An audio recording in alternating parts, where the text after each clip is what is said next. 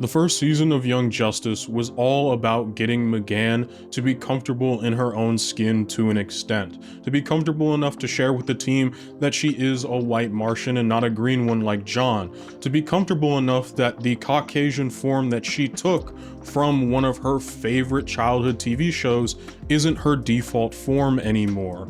She chose all of this to hide from the way that she looks, because she hated it, due to the fact that she faced a lot of prejudice throughout being on Mars as a white Martian. A lot of this self-improvement came at the hands of her getting a boyfriend, just like Megan did on the show Hello Megan. She assumed that when she came to Earth, when she got a boyfriend, everything would get better, just as it did in those TV shows she grew up watching. But ultimately, it was like putting a band-aid over a large wound. It wasn't going to do anything but make it look pretty from the outside, because nothing really got better, despite how much you might have wanted it to. If season 1 is about how racial trauma can break you and break the fundamental image that you have of yourself, then season 2 is how that trauma and how that hurt left unresolved can break those closest to you. When we catch up with McGann in the second season of the show, a lot of things have changed.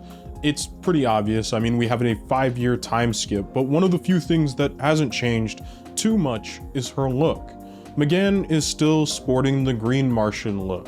McGann is still sporting the red hair. She's still sporting the freckles. And while the hair may be shorter, it honestly is more reminiscent of the adult Megan rather than McGann herself, or whatever her self-image is. We also see that McGann has chosen not to graduate to the Justice League, but rather take a more senior membership role with the team. Our job is to find out.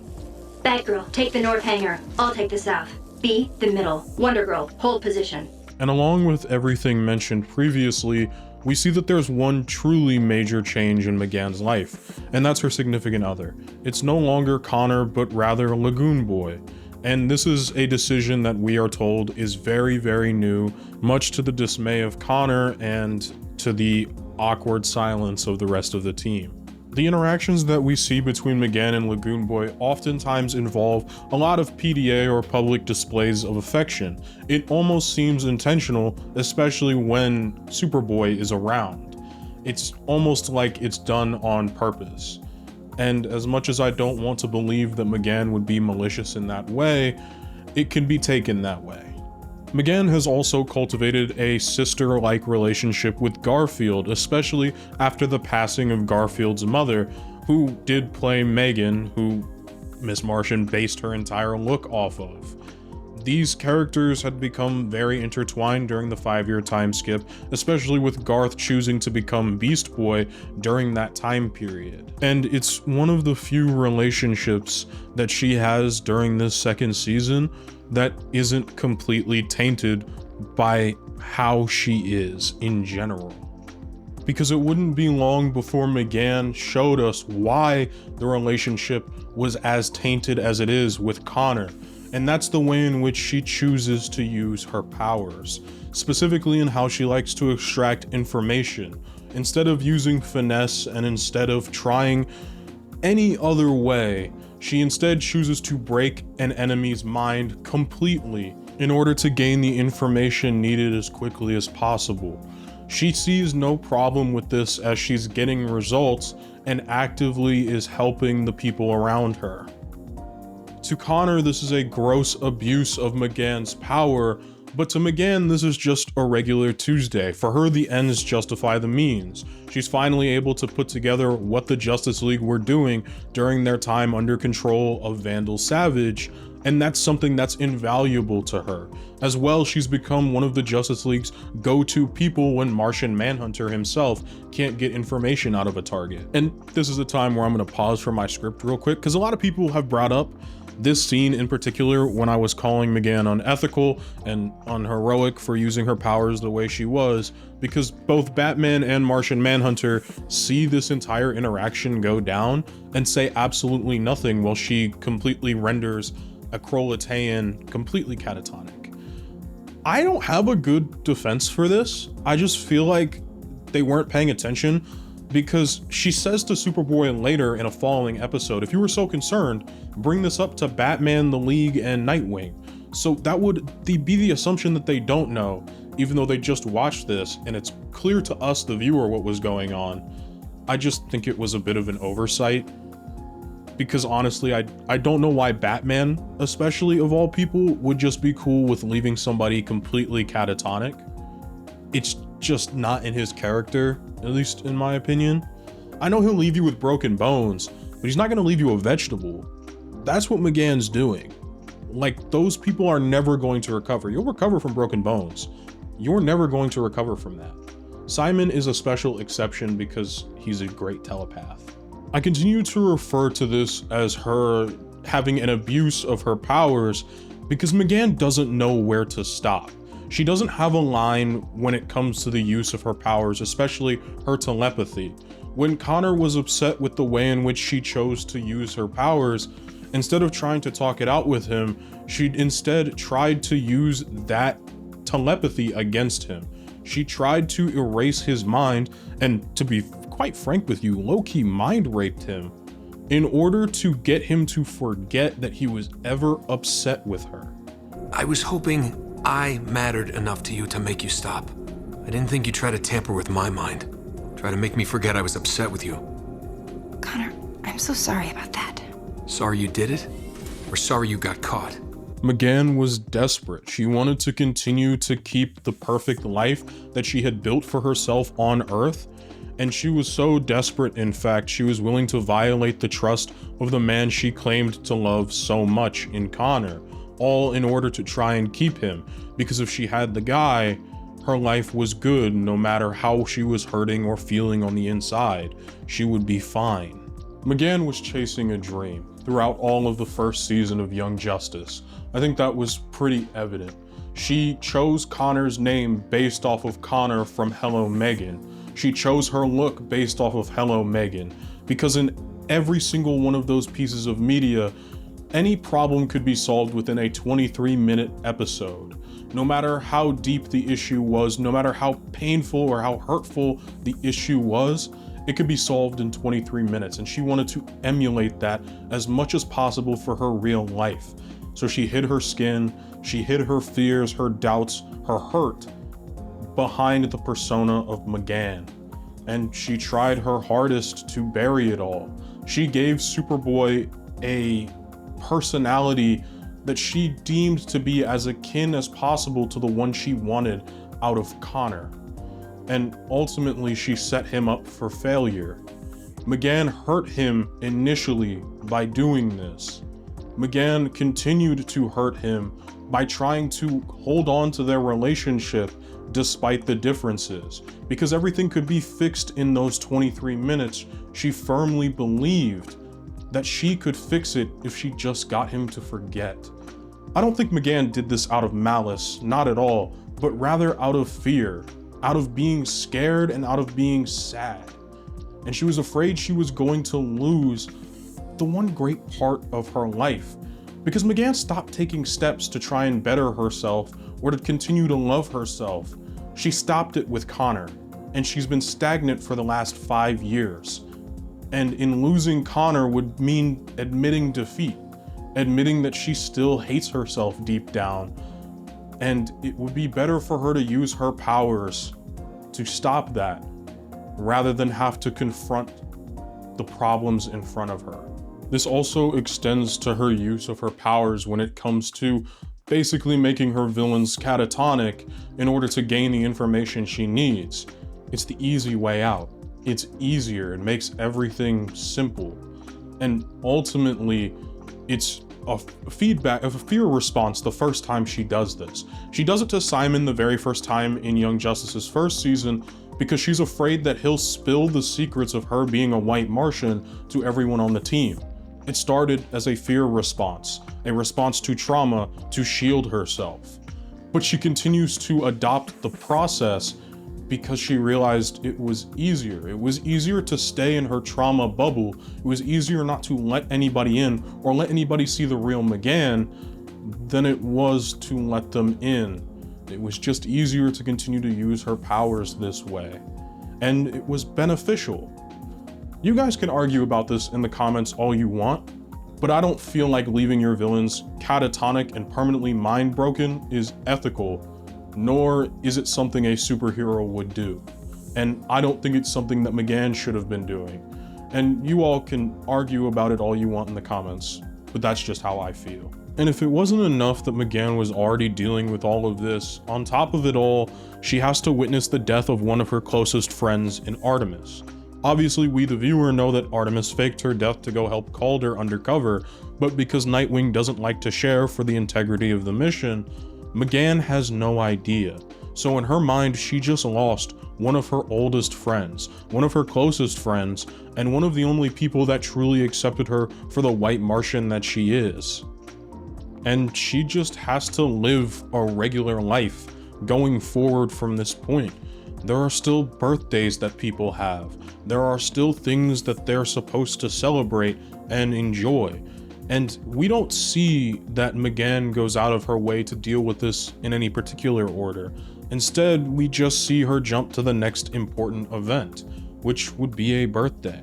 She has to continue to be a normal person. And while we get a pretty cool scene of all of the female heroes getting together and absolutely trouncing Captain Cold, I mean, I don't think that man knew what he was getting into. I only include this part because I need something positive in this video, because this is honestly like a depressing video to make. And while she goes about living her normal life, when she's given the chance to confront Calder for all of the things he's been getting up to, as well, in between losing her friend, her new boyfriend also gets kidnapped and is being held hostage by her old friend. McGann is feeling a very wide range of emotions at that point. So when she gets the opportunity to meet Calder and to see him again, she chooses full-on annihilation. She wants to hurt him much as Calder has been hurting her, at least in her own mind. She wants to make him pay, and she wants to leave him exactly how she's left every other villain. But it was in going into Calder's mind that she comes to realize that Calder was undercover. He wasn't evil, and he wasn't doing any of this maliciously. Rather, she let her own trauma, her own anger, and her own feelings of discontent absolutely obliterate one of her closest friends. She didn't even care to think about the consequences of what she was doing with her powers until it affected someone close to her. Once again, we are seeing her trauma left unresolved, spilling out onto those that she considers friends and hurting those closest to her. They took a lot of time to create a situation for McGann to be just about as unlikable as possible throughout a majority of this second season. And it all comes to a head right here, when she makes the decision to use her powers the way she always does, when she has to realize the reality of what she does to people through how she affected Aqualad, one of her closest friends. And it is a painful scene to watch. It is a painful sequence to see a character that is held in such love by the fandom do things like this. Okay, time to get personal, and I know some of you guys don't like this, so there'll be a times code on screen for you to skip it. But for those of you that like to stay and hear these portions of the video, here we go. McGann does all of these things and acts the way she does from a place of hurt and from a place of trauma. I said in the first season that I related to McGann a lot when it came to ideas of self-hatred, particularly stemming from the color of my skin. For a long time, I hated myself because I was black. I thought that if I was white, I wouldn't get jumped when I went to school. I thought that it would be easier for me in life, that I wouldn't be hurt, that I wouldn't be called names, that people would leave me alone, and I would be a regular person. And I hated it for so long. I internalized that hate, and I hurt people in my life because I was hurting. Because it was easier to make someone else feel worse than it was for me to look at myself in the mirror and understand why I was hurting and why I needed to fix it and how I could fix it. And it took years to unlearn those patterns. So it is not surprising to me at all that McGann, even 5 years after meeting Superboy and continuing to grow as a character, She stunted and she stopped. She got the guy, and just like in her TV show, everything was supposed to be perfect from that moment forward. But it wasn't. It wasn't perfect, even remotely close to perfect, because she stopped trying to develop herself. She stopped looking in the mirror and just kept looking forward and looking at her friends, and ultimately hurt those closest to her. All of this makes McGann look terrible. It makes a fan favorite character look horrible, because that's what they are. At the core, they are being horrible. We are given a list of reasons why, but that does not absolve them from being bad. It doesn't make a difference that we know why McGann is choosing to do what she's doing. She's still choosing to do something harmful and something horrible to those closest to her, whether she knows it or not. And McGann is smart enough to know better. I was smart enough to know better. I connected with this character so much on rewatches of these seasons because I saw a lot of myself in McGann, and in the second season of this show, I saw a lot of the bad of myself in that character. A lot of the own mistakes I made in my real life in that character. Obviously not to the detrimental scale that she does. I don't have superpowers, but ultimately I saw it and it hurts because I want to root for her, because I want her to do better, because she's one of my favorite characters in this show. But it is so hard to root for her when all she does is hurt everyone in her path. And it is extremely sad and hurtful to watch. And finally, we've hit that turning point where she's starting to realize she needs to make a change. At least that's what you would think. Instead, being met with another traumatic event, McGann has another trauma response. This time, the exact opposite of the previous response. Instead, she is straight up afraid to use her powers. She's afraid to read people's minds. She's afraid to go too hard with her powers, and ultimately, this leads to a lot of her teammates getting hurt while attempting to fight an intergalactic warlord who comes in search of the strongest hero on Earth to absolutely demolish. Ultimately, even though McGann desperately wants to help her team, it is her trauma that holds her back from doing so, and by extension, gets a lot of her teammates hurt. Bumblebee, it gets Superboy hurt, and it puts Mal, a literal regular everyday dude, into harm's way in his attempt to try and save all of his friends' lives by adopting the moniker of Guardian. McGann somewhat puts them in this situation because if she was willing to use her powers, she'd be pretty easy to take this guy out, but she isn't willing to do so. The trauma just compounds and ultimately makes the situation worse because she has refused to address any of it. Not the trauma about her hating herself, not the trauma of the misuse of her powers.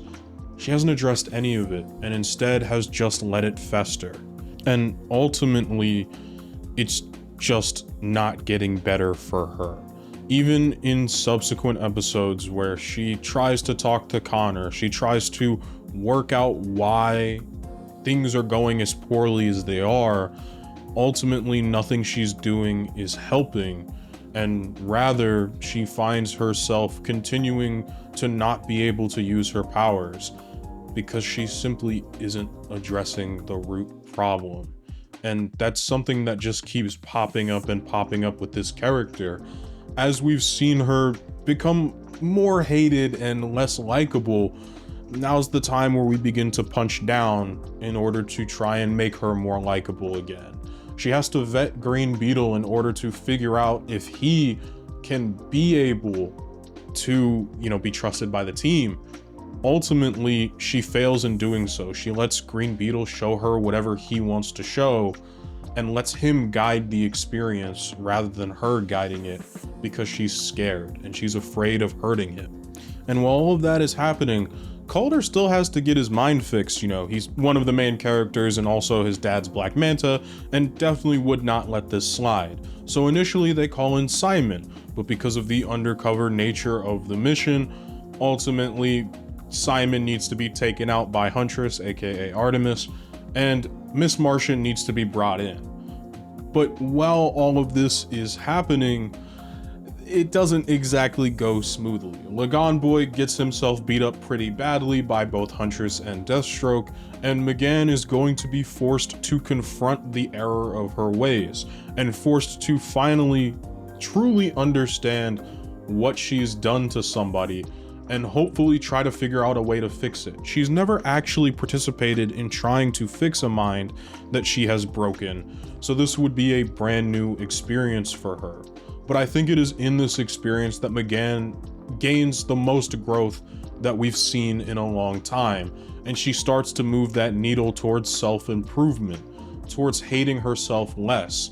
Through helping Calder rebuild his mind, she slowly starts to hate herself less and less. She starts to take her powers back into her own hands, and it becomes a way of her reclaiming her abilities as Miss Martian. And while we're here, I absolutely love the way in which it looks to see a broken mind. Also, obligatory joke in Artemis' behalf of almost drowning, one of my favorite bits in the show ever. Anyways, I love the way it looks. Like it looks like a shattered mind. It's all underwater, much like how I would imagine Aqualad would see the world, because it's where he spent a majority of it, and it's all shattered and destroyed. It's just really great visual work, and it also says something that McGann continually sees herself being hurt by the imaginary entities in Aqualad's head, even after convincing Artemis that like the water wasn't real, so you're not drowning. It is positioning her self-loathing as forefront even when she's trying to help her friends. And it is in overcoming that self-loathing that she gains her powers back, her ability to use them properly anyways. It was anything but a short process to try and rebuild Aqualad's mind. And so over a multitude of days, McGann really got to think about her choices, about the way she uses her powers, and about how best to continue to be a hero and to continue to be true to herself. And she gets saved by the bell when it comes to Cheshire and everybody's favorite deadbeat dad, Sportsmaster. And that's pretty much how she escapes from the situation, especially with Calder's mind being fully rebuilt. It was just a great little sequence, and really that's all I have to say about this particular portion of the story. And it was after this portion of the story that we really get to see that McGann has started to heal as a character. In her talks with Nightwing, she displays that she can take full responsibility for her actions, especially regarding Calder and regarding to her reluctance of the ability to use her powers. And ultimately, we see her ready to move on with herself. As both her and Nightwing try to blame themselves for the mistakes that have happened, ultimately they take it up between the two of them as a failing on both their parts. I was so afraid to use my powers after what I did to Aqualad. I allowed Green Beetle and his scarab to feed me exactly what the Reach wanted us to believe. So Blue trusted Green and was turned by him, and somehow abducted the team. All on me. But I'll be fully honest with you all. I don't know how much of it I feel is really earned, with McGann finally ready to forgive herself and move on. She's done a lot of horrible shit, let's just be honest. And what's funny is they make it as though the trauma has lasted the 5 years that she has been in a relationship with Connor, and even as she's coming out of the relationship into this season. And then all of a sudden, it feels like she's finally ready to move on, to move forward, and to start healing. And it all happens rather quickly. I know that this is a TV show, and obviously plot lines and plot threads need to just be wrapped up. But I feel like if we were going the realistic route here, this wasn't like it doesn't make the most sense, nor does it necessarily feel the most earned. But for right now, I'm going to give it a pass, because we have to talk about something a little more painful, because before McGann can truly move on and heal, she has to hurt one last person. I haven't talked much about Lagoon Boy because I haven't had a lot to say. Their relationship is very, very, very surface level throughout this second season. There's not a whole lot of depth to it, and I believe that was fully intentional. You see, Lagoon Boy is pretty much just her rebound guy, and as much as McGann likes to deny it, she's only ever super lovey-dovey on him in scenes where Connor is present. She doesn't seem all too broken up when her boyfriend is quite literally in captivity from Aqualad, and I went looking for clips. Please correct me if I'm wrong here, but she wasn't all that broken up about that. She was still thinking about Connor's birthday when his birthday showed up. Not once is there any mention of Lagoon Boy's birthday. Lagoon Boy seems to only be around a lot of the time to help further the drama between her and Connor. It's like she chose this as a way to make herself feel better. And that's exactly what this is. McGann even says so herself.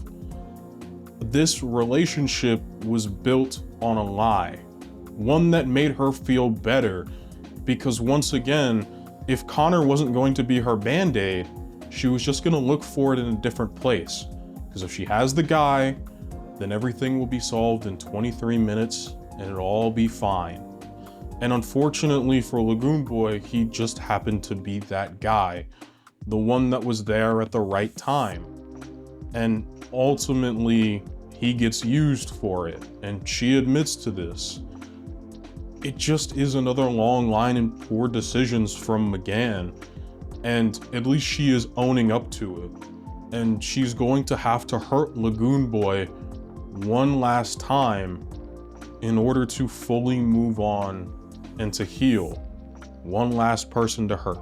And while I commend her for being open and honest and finally breaking up with him, I do question the timing a little bit, because I mean, he just got her back, he just got himself in a casted foot, and he's not exactly in the best mental state. But let's be so for real, when is there an actual good time to break up with someone? And while the words she uses to be honest with him are very hurtful, at least she was being honest.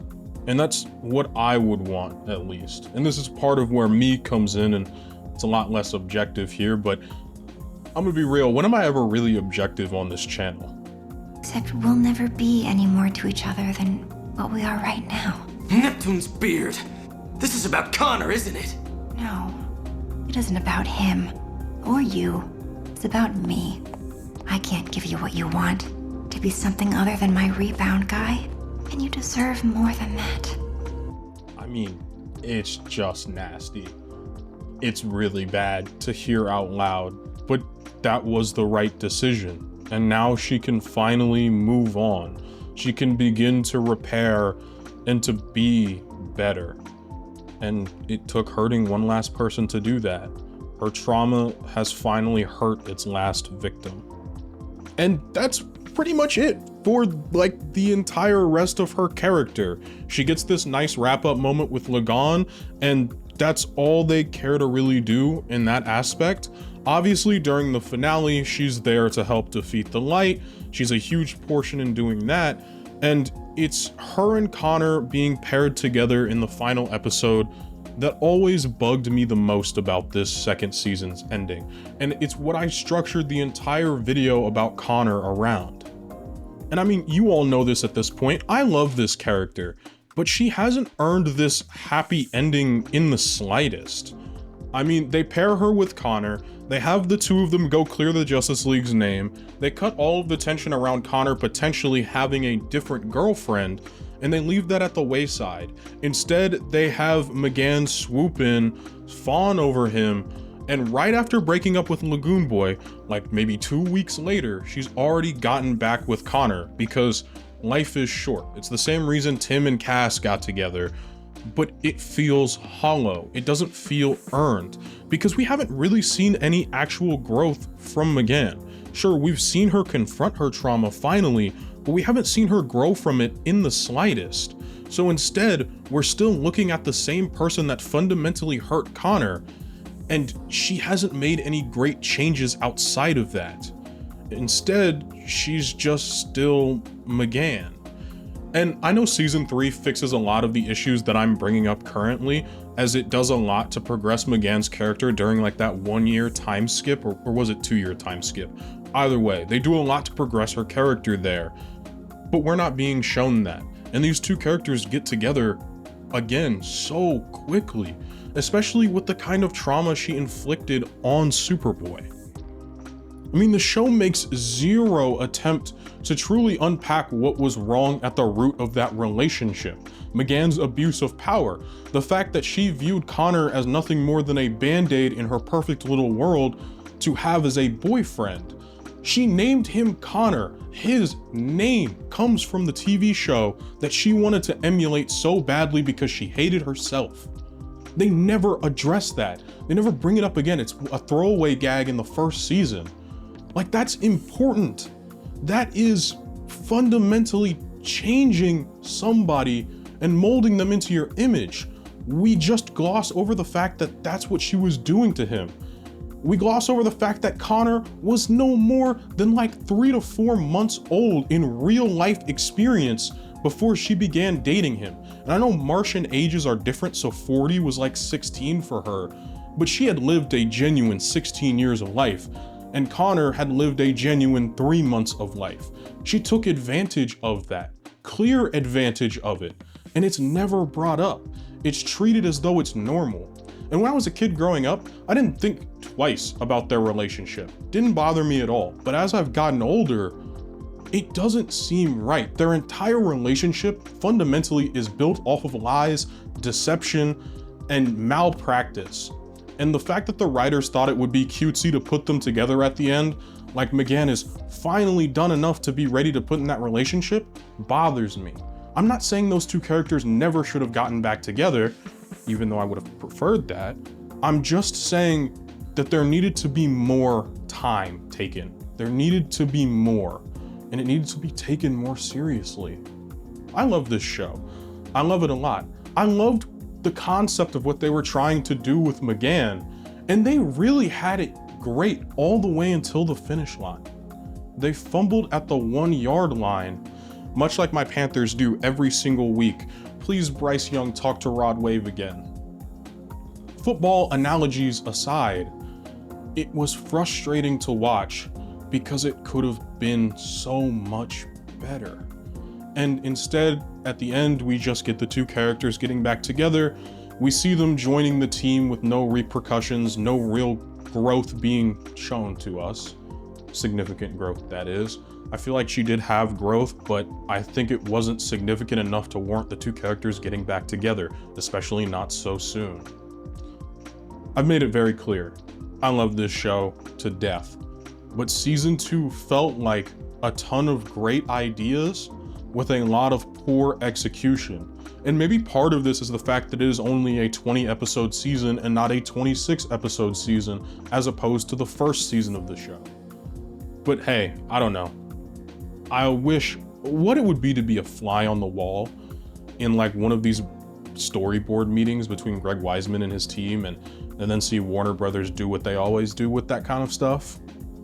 Well, that pretty much wraps up season 2 of Young Justice, for McGann anyways. It was so great, and then again, fumbling at the 1-yard line. But either way, overall, I don't think it was too terrible. As in, like, giving us an interesting character dynamic and character story to follow. McGann herself was genuinely deplorable throughout a majority of this season with her interactions with her teammates and with the villains. But, you know, it is what it is. Either way, thank you all so much for watching. And if you want to help support the channel, a like, a subscribe, even a dislike with a comment giving constructive criticism will help me be a better creator for all of you, and as well just help the video grow in general, and those metrics are kind of important now for the algorithm, so please do. And as well, I do have a Patreon, link in the description. You can see these videos early and unedited. You can see my original vision for the video before I have to make changes for copyright reasons. It's $1 a month.